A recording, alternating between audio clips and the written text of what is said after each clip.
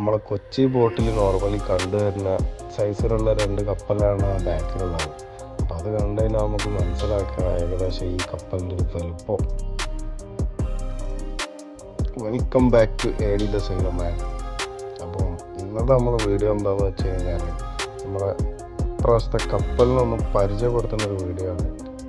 കപ്പലിൻ്റെ ഉള്ളിലോട്ട് കൊണ്ടുപോകുന്നതിന് മുന്നേ നമുക്ക് നമ്മളെ മനില മോസ്കിനെ പുറത്തുനിന്ന് പരിചയപ്പെടാമെന്ന് വിചാരിച്ചു. 2018 ബിൽഡ് ചെയ്ത ഡാനിഷ് ഫ്ലാഗിൽ സെയിൽ ചെയ്യണ മേസ്കിൻ്റെ ട്രിപ്പിൾ സെക്കൻഡ് ജനറേഷൻ ക്ലാസ്സിൽ വരുന്ന ഒരു കപ്പലാണ് നമ്മളെ മനില മോസ്ക്. എഞ്ചിനെ പറ്റി പറയാനാണെങ്കിൽ ഇതിൻ്റെ കാറ് പ്രൊഡ്യൂസ് ചെയ്യുന്നത് 110 bhp ഫോക്സ്വാഗൻ പോളോ TSI. അങ്ങനത്തെ 772 കാറ് വെച്ചാൽ പ്രൊഡ്യൂസ് ചെയ്യുന്ന 85,000 ഹോഴ്സ് പവർ പ്രൊഡ്യൂസ് ചെയ്യുന്ന 2 എഞ്ചിനാണ് ഈ ഷിപ്പിനുള്ളത്. ആ തീപ്പെട്ടിക്കൂട് പോലെ കാണുന്ന ആ കളർ ബോക്സ് വേറെ ഒന്നുമില്ല, നമ്മൾ റോട്ടിലൊരു ലോറി കൊണ്ടുപോകുന്ന ഒരു കണ്ടെയ്നറാണ്. അപ്പോൾ നമുക്ക് ഈ വീഡിയോയിൽ കണ്ടിട്ടാണ് ഷിപ്പിൻ്റെ സൈസ് കറക്റ്റ് മനസ്സിലാവാത്തത്. നമുക്ക് റിലേറ്റ് ചെയ്യാൻ പറ്റും. ആ ഒരൊറ്റ കണ്ടെയ്നറിൻ്റെ സൈസ് നോക്കി നോക്കി, അത് എത്ര അട്ടി കണ്ടെയ്നർ ഉണ്ട്, അതേപോലെ താഴോട്ട് ഹൈറ്റ് ഉണ്ട്.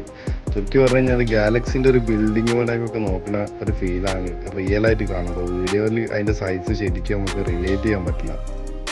400 മീറ്റർ നീളവും 60 മീറ്റർ വീതിയുള്ള ഈ മനില മോസ്ക് അങ്ങനത്തെ 20,000 കണ്ടെയ്നർ കൊണ്ടുപോകാനുള്ള കപ്പാസിറ്റിയിലാണ് ഈ ഷിപ്പ് ബിൽഡ് ചെയ്യുന്നത്. നമുക്ക് ജസ്റ്റ് ഒന്ന് ചിന്തിക്കാവുന്നതുള്ളൂ ഈ കപ്പലിൻ്റെ റിയൽ സൈസ്.